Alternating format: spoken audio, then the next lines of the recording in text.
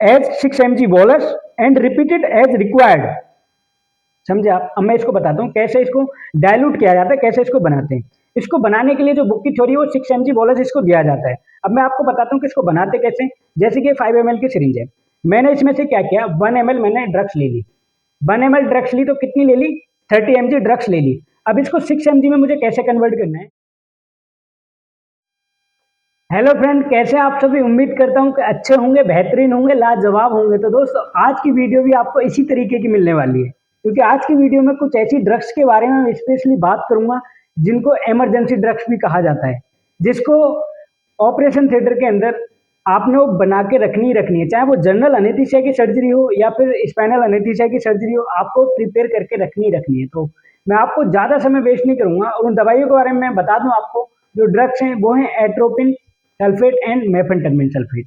इनके बारे में डिटेल डिस्कशन करेंगे और मैं प्रैक्टिकली बातों को इसके साथ आपके साथ शेयर करता चलूंगा कि प्रैक्टिकली आप इनको कैसे प्रिपेयर करके रखेंगे। सारी बातों को एक एक करके आपके सामने रखता चलूंगा और डिस्कशन करूंगा थोड़ा सा थ्योरिकल पार्ट इसका, जो आपके एग्जाम से रिलेटेड होगा। तो स्टार्ट करते हैं, ज़्यादा समय वेस्ट ना करते हुए। तो लेट स्टार्ट। तो दोस्तों, सबसे पहले मैं बात करता हूँ आपके सामने मेफेंटामिन इंजेक्शन की। जैसे कि ये मेरे पास मेफेंटामिन इंजेक्शन है।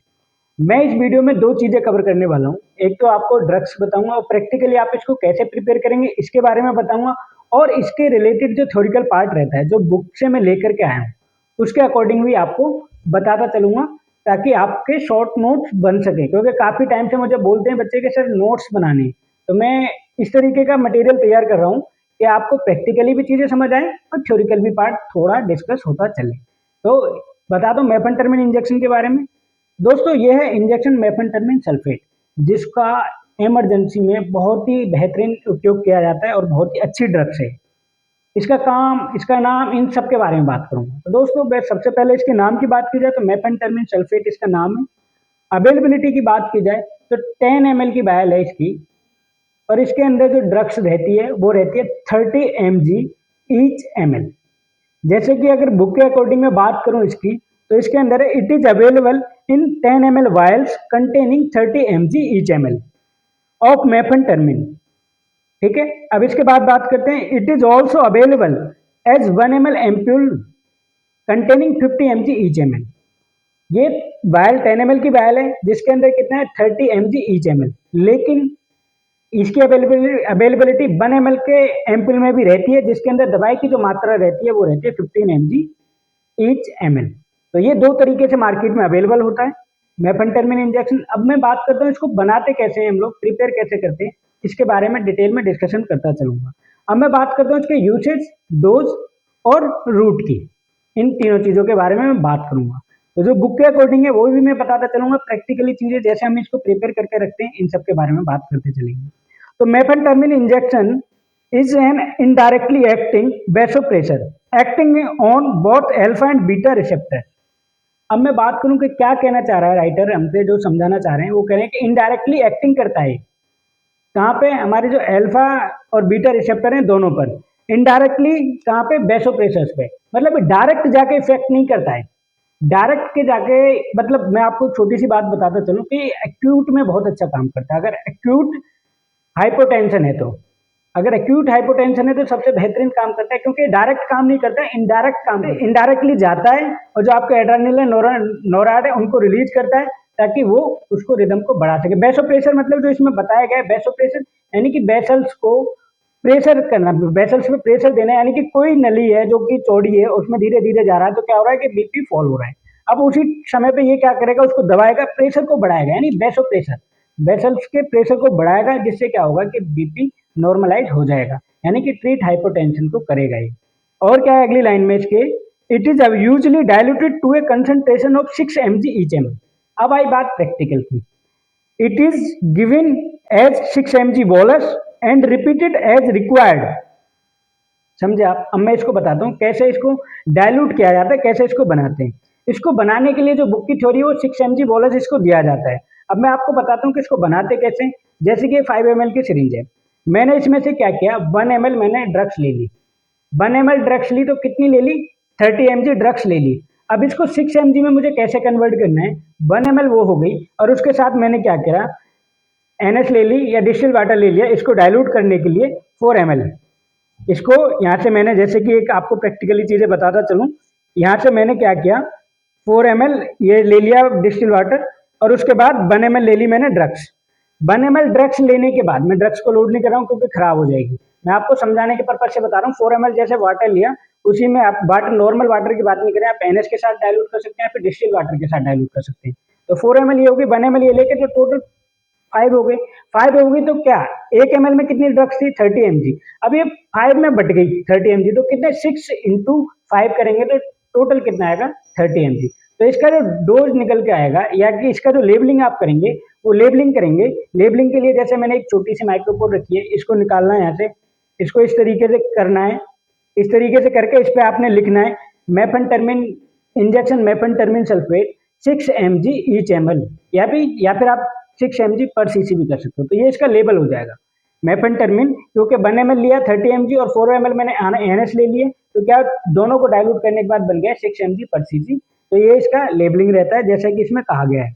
और क्या कहा है कि bolus and repeated as required, repeat जब करना है जब रिक्वायर्ड हो, क्योंकि मैंने कहा है कि एक्यूट हाइपोटेंशन को ट्रीट ये बहुत बेहतरीन तरीके से करता है। और अगली लाइन में क्या है, it is one of the commonest vasopressor used to treat hypotension under anaesthesia.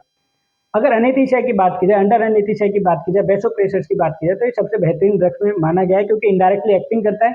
लेकिन ये एक्यूट की है, मैं बार बार ये एक्यूट वर्ड यूज कर रहा हूँ कि एक्यूट मतलब 2-3 टाइम आप यूज कर सकते हो, ज्यादा इसको लगातार यूज नहीं कर सकते हो। लगातार पेशेंट का बीपी हाइपोटेंशन में चले जा रहा है, या फिर पहले से हाइपोटेंशन में, तो वहाँ पे और ड्रग्स का इस्तेमाल किया जाता है, जैसे कि नोराड ड्रग्स है, नोराड के इन्फ्यूजन चलते हैं। इस तरीके से और भी हाइपोटेंशन को ट्रीट करने के लिए ड्रग्स होती हैं। लेकिन स्पेशली एक्यूट अगर हाइपोटेंशन होगी, सर्जरी के दौरान होगी, या फिर स्पाइनल एनेस्थीसिया के दौरान होगी, या जनरल एनेस्थीसिया के दौरान, तो आपने 1 ml यानी कि 6 mg पर बोलस आप दे सकते हैं। तो और ये जो दवाइयाँ हैं, इन जिनके बारे में बात कर रहा हूँ, ये बिना डॉक्टर की प्रिस्क्रिप्शन के बिना, या फिर आप बिना अनेस्थीसियोलॉजिस्ट के सामने इन दवाइयों को, मतलब कि अनेस्थीसियोलॉजिस्ट और डॉक्टर की निगरानी में ही ये दवाइयाँ आपने इस्तेमाल करनी है, जब तक डॉक्टर ना कहे। खुद घर पे इन दवाइयों का इस्तेमाल ना करें, ये आपसे मेरी रिक्वेस्ट है, जब तक डॉक्टर ना बोले। ठीक है, ये हो गई। अब इसके बारे में बात करते हैं इसके ऑनसेट की, जो इम्पोर्टेंट बात है। ऑनसेट क्या है, almost immediately given IV, almost immediately if given IV. अगर आईवी ये दवाई दी गई है, यानी कि डायरेक्ट नस में दी गई है, आईवी का मतलब इंट्रावेनस, अगर इंट्रावेनस ये दवाई दी गई है डायरेक्ट, तो इसका इमीडिएटली इफेक्ट आएगा, टाइम नहीं लगेगा, इमीडिएट इफेक्ट आएगा। और अगर with in 5 to 15 minute if given IM, अगर IM दी गई है, IM बोले तो इंट्रामस्कुलर अगर ये दवाई दी गई है, तो उसका इफेक्ट आने में टाइम लगेगा, 5 से 15 मिनट का समय लग सकता है। ये रहेगी इसके इफेक्ट की, ऑनसेट ऑफ एक्शन की बात। अब बात करते हैं इसकी ड्यूरेशन। ड्यूरेशन कितनी रहेगी, 15 से 30 मिनट, यानी 15 to 30 मिनट गिवन आईवी। वही जो अगर आईवी दे रहे हैं, यानी डायरेक्ट नस में दे रहे हैं, तो 15 से 30 मिनट तक इसकी ड्यूरेशन रहेगी। और अगर हम IM दी हुई है दवाई, तो IM की जो ड्यूरेशन रहेगी दोस्तों, वो रहेगी 1 से 4 घंटे, यानी कि 1 से 4 आवर्स इसकी जो ड्यूरेशन है वो रहेगी, अगर IM दिया गया है तो। क्लियर हो गई। अब बात करते हैं अगली एलिमिनेशन की, क्योंकि दवाई तो आपने दे दी है, एलिमिनेट भी तो हुआ, कहीं से निकलेगी तो सही। वो क्या है, it is metabolised by liver by demethylation and excretion in the urine. तो यूरिन जब लीवर के पास पहुंच जाएगी तो रहती है, तो ये क्या करती है, एक्सक्रिएशन क्या करती है, यूरिन के थ्रू ये बाहर चली जाती है। तो ये इसका एलिमिनेशन हो गया। तो सिंपल सी बात है दोस्तों, ये होगी मेफेंटरमिन। अब मैं बात करता हूँ इसी कैटेगरी में, क्योंकि मैंने बोला था कि 2 ड्रग्स होते हैं जो काफी इमरजेंसी सिचुएशन में बहुत इंपॉर्टेंट रोल रहता है। जैसे मैं बता रहा था कि अगली जो दवाई हमारी वो है एट्रोपिन सल्फेट। तो एट्रोपिन सल्फेट क्या होती है, इसके बारे में बात कर लेते हैं। अब इसकी अवेलेबिलिटी की बात करें, जैसे कि आप देख रहे हो एट्रोपिन सल्फेट ये दवाई है। अब इसकी अवेलेबिलिटी की मैं बात करूं, तो इसकी अवेलेबिलिटी जो रहती है दोस्तों, वो रहती है, देख सकते हो आप, 1 ml का रहता है, और इसके अंदर जो दवाई रहती है वो रहती है 0.6 mg ईच ml, यानी 1 ml है तो 0.6 mg इसके अंदर दवाई रहती है। सिंपल है, अवेलेबिलिटी की बात होगी। अब मैं बात करता हूँ इसके ऑनसेट ऑफ एक्शन की। ऑनसेट ऑफ एक्शन क्या है इसका, वो है 30 to 45 second when given IV। अगर IV ये दवाई दी गई, यानी कि डायरेक्ट नस में ये दवाई दी गई है एट्रोपिन सल्फेट, तो इसका जो ऑनसेट ऑफ एक्शन रहेगा वो रहेगा 30 to 45 सेकेंड। ये इसका ऑनसेट ऑफ एक्शन रहेगा। अब बात की जाए ड्यूरेशन की, ड्यूरेशन क्या है इसकी, ड्यूरेशन ऑफ एक्शन रहेगा 45 to 60 मिनट। 45 to 60 minute. ये दवाई ज़्यादा इस्तेमाल नहीं की जाए, 2-3 बार रिपीट की जा सकती है, या फिर according the patient situation and scenario जो रहता है, जब डॉक्टर्स आपको कहते हैं कि ये दवाइयाँ रिपीट करनी है बार बार, तो वो अकॉर्डिंग द सिचुएशन उसको आप हम क्लेरिफाई नहीं करेंगे कौन कौन सी कंडीशन में इसको बार बार रिपीट कर सकते हैं, लेकिन बेसिकली बताएं तो 2-3 टाइम इसको रिपीट किया जा सकता है। अब बात करते हैं इसके मेन मुद्दे की। मेन मुद्दा क्या है कि यूसेज की।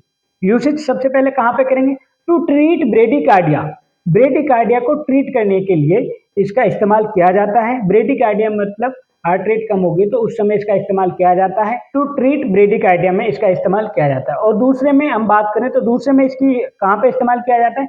As an एंटीसियालगूगस। एंटीसियालगूगस में भी इसका काम किया जाता है। कैसे कि ये सिक्रेशंस को भी कम करता है, स्लाइवा को भी कम करता है, तो इस समय भी इसका, इस सिचुएशन में भी हम एट्रोपिन का इस्तेमाल करते हैं। सिंपल होगी ये दो चीजें इसके यूसेज की। पहला क्या? To treat bradycardia and as an antisialagogues, यानी कि सिक्रेशंस को भी ये कम करता है। और अगली बात मैं करूं तो ये है, ये एंटीडोट भी है। एंटीडोट किसका? ऑर्गेनोफॉस्फोरस का एंटीडोट भी है ये। ऑर्गेनोफॉस्फोरस पॉइजनिंग का एंटीडोट है। अब ऑर्गेनोफॉस्फोरस पॉइजनिंग आप कैसे समझेंगे इसको? जैसे कि जो देखते हैं गाँवों में खेती के दौरान जो कीटनाशक दवाइयाँ दी जाती हैं, गोलियां लगाई जाती हैं, वहाँ पे खेतों में जो लगाई जाती हैं, अगर कोई खा ले उनको तो वो ऑर्गेनोफॉस्फोरस पॉइजनिंग कहलाई जाएगी। तो उसका ये एंटीडोट भी रहता है एट्रोपिन, तो इसका इस्तेमाल वहाँ पे भी किया जाता है। अब बात करते हैं इसके effect on the body. Effect on the body के बॉडी में इसके इफेक्ट क्या क्या पड़ेंगे, तो मैं बताता चलूँ दोस्तों, ये वीडियो बहुत इंपॉर्टेंट है आपके लिए। आप नोट्स जरूर बनाना, क्योंकि दो ड्रग्स हैं लेकिन इनके काम बड़े बड़े हैं, तो इसलिए मैं आपको इनकी डिटेल बताता जा रहा हूँ। अब बात करता हूँ इफेक्ट ऑन द बॉडी, इसका हमारे शरीर पर क्या क्या प्रभाव पड़ सकता है इन दवाइयों का। अगर मैं बात करूँ कार्डियोवास्कुलर सिस्टम की, कार्डियोवास्कुलर सिस्टम की अगर मैं बात करूँ तो उसमें क्या है, तो इसका है the main effect of atropine is on the heart. The main effect is the atropine on the heart. Heart पे जाके डायरेक्ट मतलब मेन इफेक्ट करती है। और इट इंक्रीज हार्ट रेट को बढ़ाती है। जैसे कि मैंने कहा था टू ट्रीट ब्रेडिकार्डिया, ब्रेडिकार्डिया को ट्रीट करने का काम करती है, तो मतलब कि हार्ट रेट को इंक्रीज करती है। कार्डियोवास्कुलर सिस्टम का समझ आया। अब मैं बात करता हूँ अगला रेस्पिरेटरी सिस्टम के बारे में। रेस्पिरेटरी सिस्टम पे क्या इफेक्ट रहता है इसका, तो रेस्पिरेटरी सिस्टम की बात की जाए, it produce bronchodilation through its inhibitory action on the muscarinic receptor situated in the bronchi. क्या समझे आप इससे? ये ब्रोंकोडायलेशन का भी काम करता है। क्यों? क्योंकि जो मस्करेनिक रिसेप्टर है सिचुएटेड कहाँ पर रहता है? वो ब्रोंकी में रहता है, तो इसको ब्रोंकोडायलेशन में भी इसका काम, टू प्रोड्यूस ब्रोंकोडायलेशन। ठीक है। अब बात करते हैं अगले गैस्ट्रो इंटेस्टाइनल सिस्टम की बात की जाए। गैस्ट्रो इंटेस्टाइनल सिस्टम की बात की जाए तो क्या करता है ये? It delays gastric empty. Delays gastric empty मतलब कि कॉन्स्टिपेशन की शिकायत हो सकती है, देखी जा सकती है इसके साथ। और आई पे क्या करता है? मिड्रेसिस, यानी कि आंख की जो पुतली होती है वो कई बार फैल जाती है, यानी कि उस पर भी इसका इफेक्ट रहता है। आंख की पुतली जो रहती है वो फैल जाती है, ये होगी। और ग्लैंड पे क्या है? सिक्रेशंस में काम करता है। ग्लैंड जैसे कि लैक्रिमल की बात कर ली जाए, ये स्लाइवा, जो लैक्रिमल हमारे यहाँ पे रहता है, लैक्रिमल जो आंख के पास रहता है ग्लैंड, उस पे भी ये काम करता है सिक्रेशंस में, और इस तरीके की जो रहती है उन सब चीजों में। और इम्पोर्टेंट बात, इसका अगर डोज की मैं बात करूं, एट्रोपिन का जो डोज रहता है वो रहता है 0.01 mg पर केजी बॉडी वेट के हिसाब से। तो ये इसका डोज रहता है दोस्तों। तो ये थी हमारी छोटी सी एक ड्रग्स के ऊपर वीडियो। अगर आपको दोस्तों इस वीडियो अच्छी लगी तो वीडियो को प्लीज लाइक करें। अगर आप मेरे चैनल पर नए हैं तो चैनल को प्लीज सब्सक्राइब करें एंड ज्यादा से ज्यादा शेयर करें। Thank you so much for watching this video.